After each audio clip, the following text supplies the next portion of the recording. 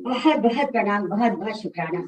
गुरुजी के साथ आने के बाद से मतलब ऐसा लगता है कि जैसे गुरुजी ने वाकई कोई ऐसा संतोष चारों तरफ फैला दिया है कि हर परेशानी, हर दिक्कत ऐसे महसूस होती है गुरुजी साथ है। कोई कोई दिक्कत नहीं है, सब कुछ ठीक हो जाएगा। जो भी कुछ है वो सब ठीक हो जाएगा।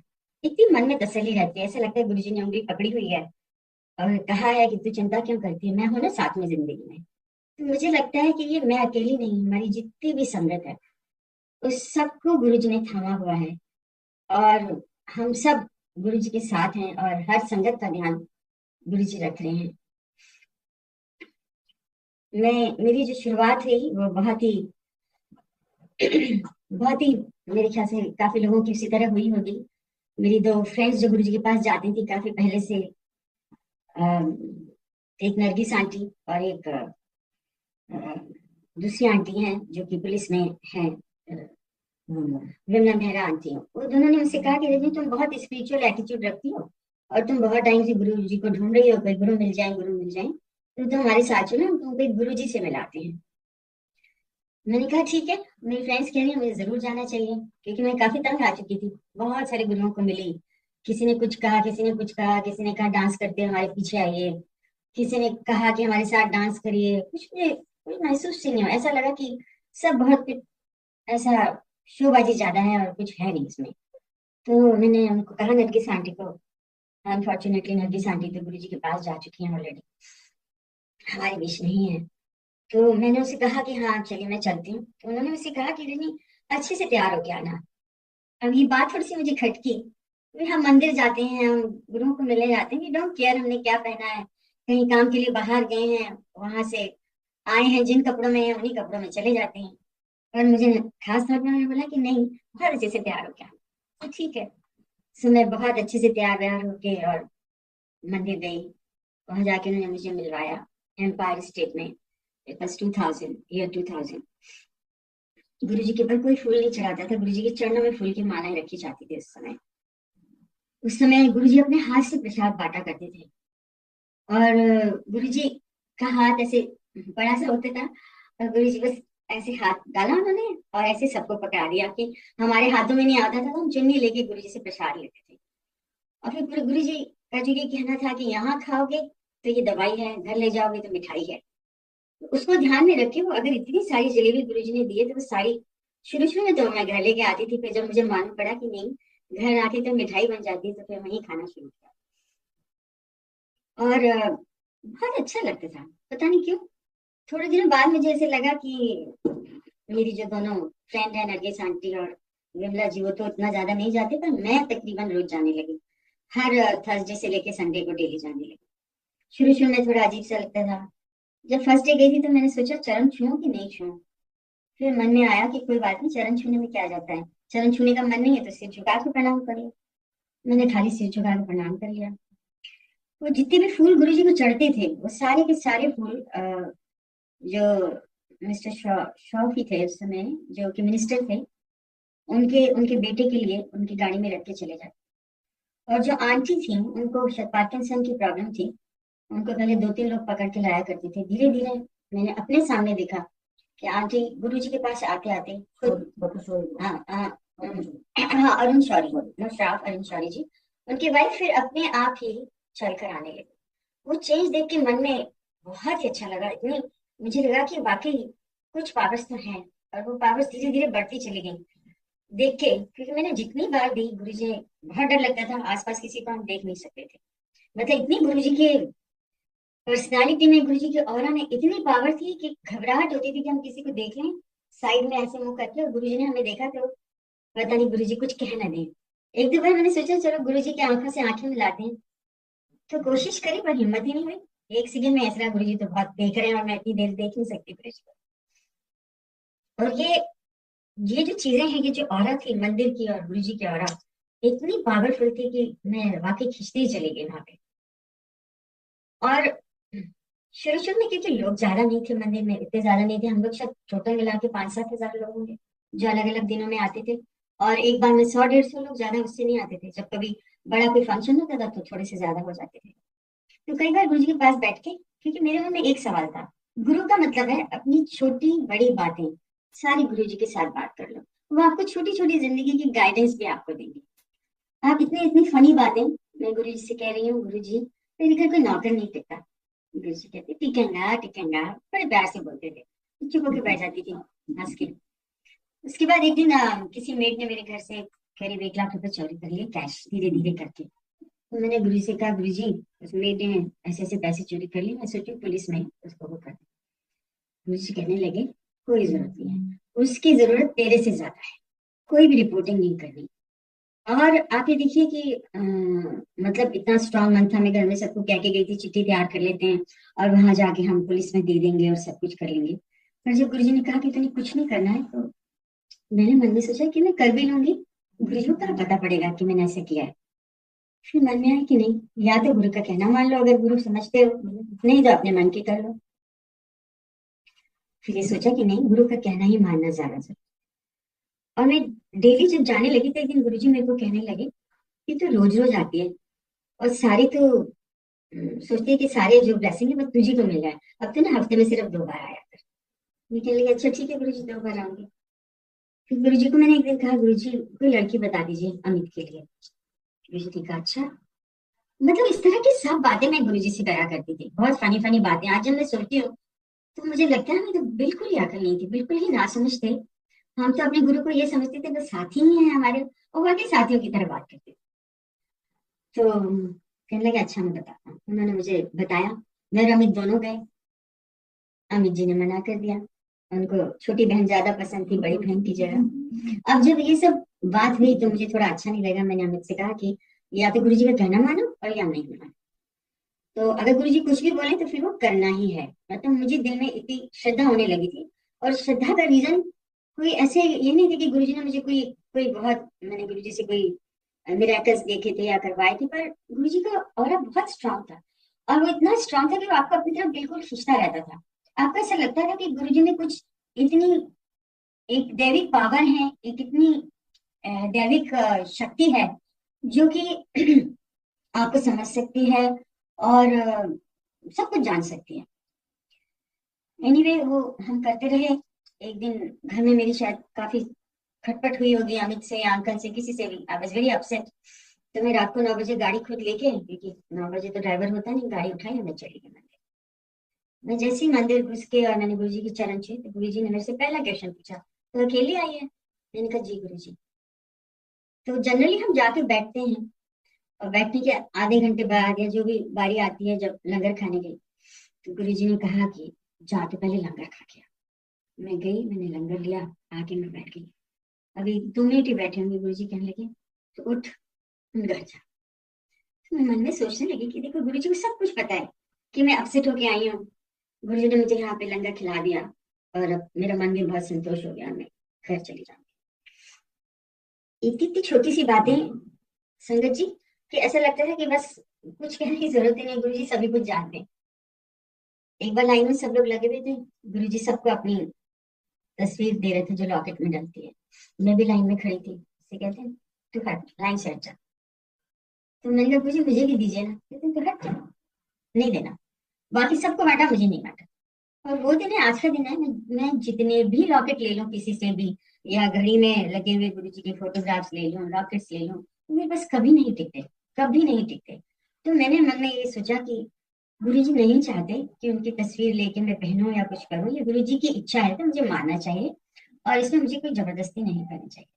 बस उसके बाद से मैंने वो लॉकेट को धारण करना ही छोड़ दिया। मैं लेती भी हूँ तो इसलिए रख देती हूँ कि अगर किसी जरूरतमंद को, किसी पर्सन को जो बीमार है, जिसको गुरु जी की ब्लेसिंग की जरूरत है बहुत ज्यादा, अगर उनको किसी को देना होगा तो मैं दे दूंगी। या कोई मांगता है अपने आप की प्लीज आंटी मुझे कुछ इस तरह का लॉकेट या कुछ दे दीजिए, आपके पास है, तो मैं वो उनको दे दूंगी। अपने आप खुद कभी नहीं धारण करती हूँ, मैंने बिल्कुल बंद कर दिया। पहले सोचा था कि एक लॉकेट बनवा लेती हूँ गोल्ड में, ये है वो जो हम सोचते रहते हैं जनरली, तो सब कुछ मैंने वो कर दिया कि गुरु जी की इच्छा नहीं है। जब शुरू शुरू में जब मैं एम्पायर स्टेट गई थी तो गुरु जी कुछ लोगों को बिठाते थे और उनको कहते थे तुम बैठ जाओ प्रसाद लेने के बाद, और बाकी लोगों को कहते थे तुम जाओ, क्योंकि हम सब लोग जब वहां पे जाया करते थे तो आज्ञा लेके हमको फिर बाहर जाना होता था, बिना आज्ञा के हम जाते नहीं थे बाहर, मतलब अपने घर वापस। तो गुरु जी अक्सर ही मुझे कहते थे बैठ जा। मैं बैठ जाती थी, लंगर लेके फिर जाया। उसके बाद तो फिर धीरे धीरे लंगर सभी के शुरू हो गए थे। और एक दिन मैं अपनी डॉटर को लेके गई, मेरे पास ही मेरी डॉटर बैठी थी। मैंने गुरु जी से कहा, गुरु जी ये मेरी बिटिया है। तो गुरु जी कहते हैं, तो नास्तिक को लेके आई है? ये तो बिल्कुल नास्तिक है। और फिर गुरु जी की देखिए ब्लेसिंग का तरीका, गुरु जी ने अपनी जूतियां अपने हाथ से उठाई, वहीं बैठे हुए जो पहनी हुई थी उन्होंने उठा के मेरी डॉटर की को गोदी में दी। मेरी डॉटर को समझ नहीं आया कि क्या है इसका मीनिंग, क्या करूं। तो मैंने उसको बोला, बेटे दोनों हाथ में गुरु जी के चरणों को लो, मुझे फटाफट के लिए तो गुरु जी का प्रसाद है। उसने लिया और फिर मैंने उसको बताया, माथे से लगा के अपने पास रखो। उसकी, आप मानेंगे नहीं, ये बात शायद 2002 या 2003 की होगी। आज तक उन जूतियों से जब भी मैं वो कपड़ा हटाती हूँ और सत्संग के टाइम में अपनी बिटिया को बोलती हूँ कि मुझे दे जाओ, उसमें इतनी फ्रेग्रेंस है, इतनी फ्रेग्रेंस है कि दिल करता है बस उनको अपने यहाँ लगा के सीने से आ बैठे रहो।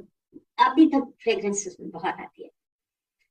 और उसकी शादी फिक्स होनी थी, उसके लिए लड़का देख रहे थे, तो मैं 2 फोटो लेके गई गुरु जी के पास। मैंने कहा, गुरु जी 2 लड़के हैं, एक वर्ल्ड बैंक में काम करता है, हाईली एजुकेटेड है, डबल एमए और इकोनॉमिक्स और इसमें क्या हुआ है, ये दूसरा लड़का है, सिंपल एमबीए है, आप बताइए किससे शादी करूं। गुरु जी कहने लगे, पढ़ने किसकी रखा है? तो ये जो लड़का है ना जिसने ये रखा, यहाँ पे रहता है, एमबीए किया हुआ है, इसके साथ फिक्स करते हैं। गुरु जी का तो कहना था, क्योंकि मैं हमेशा ये सोचती थी कि गुरु जी के पास जाऊं वो तभी फायदा है जब मैं गुरु जी का बात मानूं, तब तो वो मेरे गुरु हैं। अगर सुन के मैंने बात अनसुनी कर देनी है तो फिर कुछ फायदा नहीं है। मैंने उसी के साथ रिश्ता पक्का करा, बिटिया को पूछा, उसने कहा कि हाँ मम्मी मुझे ठीक लगता है। सारा कुछ फिक्स कर दिया। ड्यू टू सम प्रॉब्लम उसके रिश्ते में कुछ, जिस दिन उसकी शादी होनी थी वो शादी उस दिन नहीं हुई, शादी हमें पोस्टपोन करनी पड़ी। मैंने गुरुजी को पूछा, मैंने कहा गुरुजी बताइए ये सब क्या हुआ? कहते कोई गल नहीं है, तो वेट कर अभी। 1 महीने के अंदर दोबारा उसी लड़की के साथ फिर से ये डिसीजन हुआ कि भाई उसी के साथ करेंगे। गुरुजी ने मेरे को बुलाया, कहा तूने जो होटल बुक किया था उसी होटल में उसकी शादी करना, और कहीं नहीं जाना। संगत जी, उसी होटल में, ललित होटल के अंदर हमने बुक किया था, उसी होटल में फिर उसकी शादी की। वो मेरे साथ बहुत बार मंदिर आती थी, काफी ज्यादा। अपने हस्बैंड के साथ तो बहुत कम आती थी। गुरु जी ने एक दिन उसको कहा कि देख अपनी माँ दे नाल ना आया कर, क्योंकि तेरी माँ सारी ब्लेसिंग ले जाती है, तू ना अलग से आया कर, माँ के साथ ना आया कर। तो उसके बाद से फिर वो अलग जाने लगी। इतनी छोटी छोटी चीजें हैं, मुझे लगता है कि संगत सोचेगी कि मैं आंटी सब क्या बोल रही हैं, पर मैं सिर्फ यही बताना चाहती हूँ कि हमारे गुरु जी इन छोटी छोटी चीजें जो जिंदगी में हमारे लिए मायने रखती हैं, क्योंकि हम लोग सोशल बींग्स हैं, हम लोगों के परिवार हैं, हम लोग उन लोगों से इतने अटैच रहते हैं। और गुरुजी हमेशा यही कहते थे कि अपने घर के काम छोड़ के, अपने हस्बैंड अपने बच्चों के परिवार को छोड़ के मंदिर आने की कोई जरूरत नहीं है। अपने घर के सारे काम पूरे करके आओ, उसके बाद मंदिर आओ। ये नहीं है कि बच्चों को जरूरत है आपकी या हस्बैंड को जरूरत है, आप उन सबको छोड़ के मंदिर आ रहे हैं।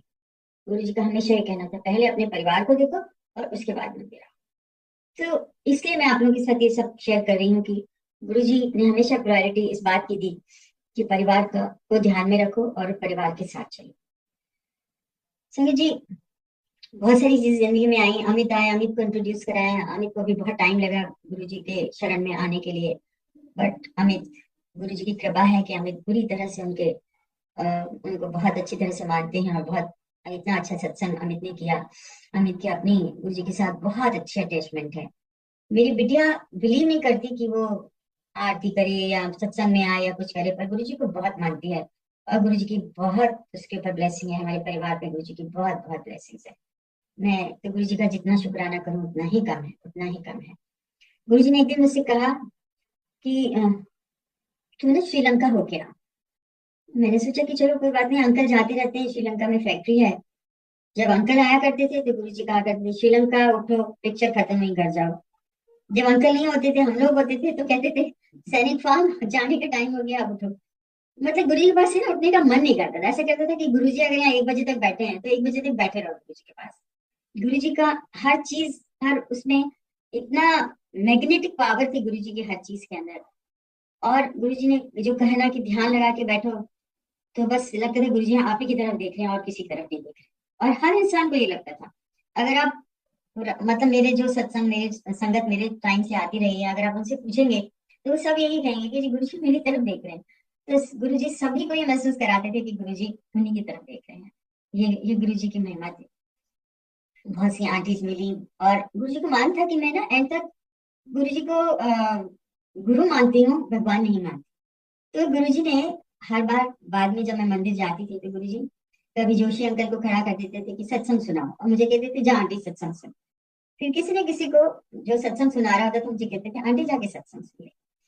तो मुझे महसूस होता है गुरुजी कोशिश करते थे कि ये जो आंटी है ये मान जाए किसी भी तरह से कि गुरु तो है ही पर भगवान भी है। और मैं सचमुच नहीं वो करती थी।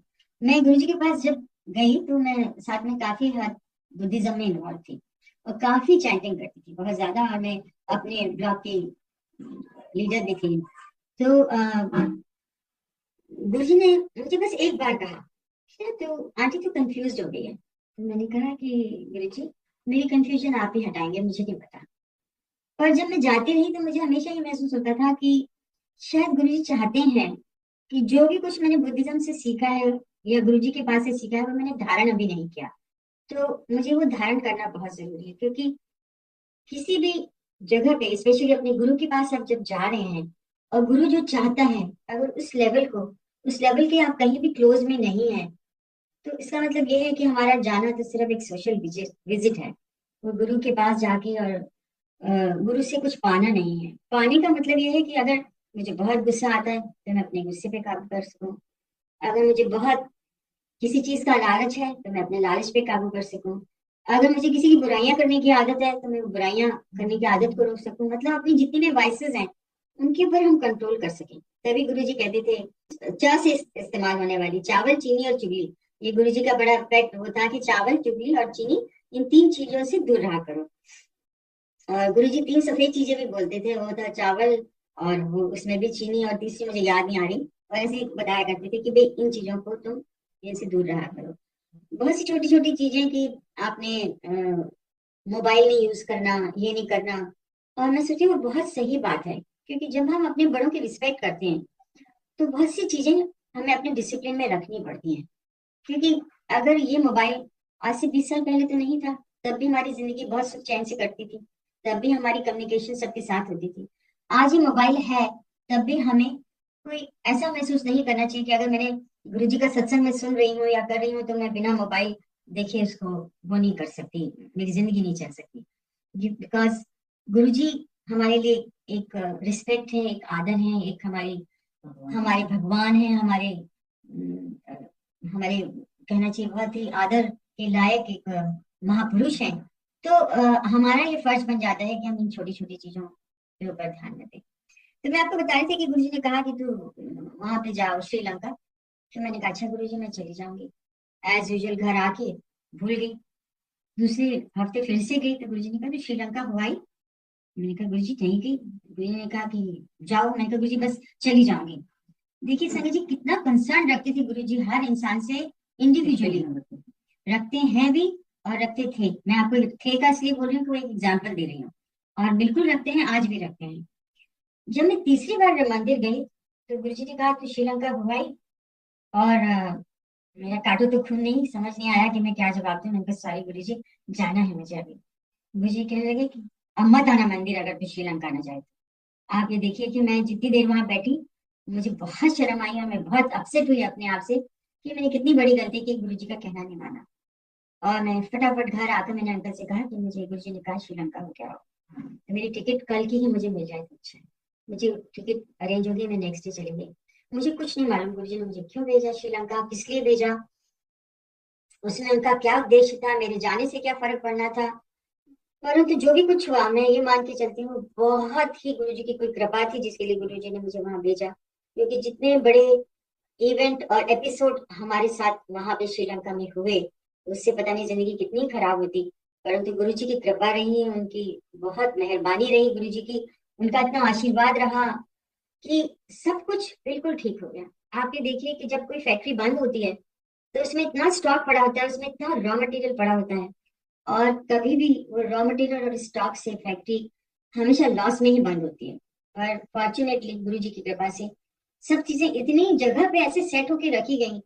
तो अंकल को भी बड़ा आश्चर्य हुआ कि ये कैसे हो सकता है कि जो चीजें पहले बिल्कुल अगेंस्ट थी वो सब इन प्लेस आ गई। और वो एक के बाद एक हर चीज ऐसी होती चली गई जैसे किसी ने सेट करके रख दिया हो। और सब कुछ, इंश्योरेंस के पैसे, लोगों की तबीयत ठीक होना। और हमने तो डर के मारे अंकल को वहां भेजना ही, मतलब 2 महीने अंकल वहां नहीं गए कि भाई जैसे वो वहां पहुंचेंगे एयरपोर्ट से ही उनको बिहाइंड द बार कर दिया जाएगा। तो हमने अंकल को तो भेजा ही नहीं, वहां के मैनेजर ही सारे अंकल की गाइडेंस में हैंडल करते रहे। और सब कुछ गुरुजी की कृपा से बिल्कुल ठीक हो गया। जो ब्लास्ट हुआ जिससे छत सारी उड़ गई, सारे लोगों को इतनी चोट पहुंची, सारा कुछ हुआ, हॉस्पिटल में एडमिट हुए। जिसकी खोपड़ी खुल गई वो सीधी हो गई, उसकी हल्की सी आंख में बस थोड़ी कमजोरी रही। बाकी सब लोग धीरे धीरे सारे ठीक हो गए और सबको पैसे मिले और सबको कंपनसेशन दिया गया। इतनी बड़ी कृपा आपके गुरु की आशीर्वाद आपके सिर पर हो, आपको और क्या चाहिए जिंदगी के अंदर।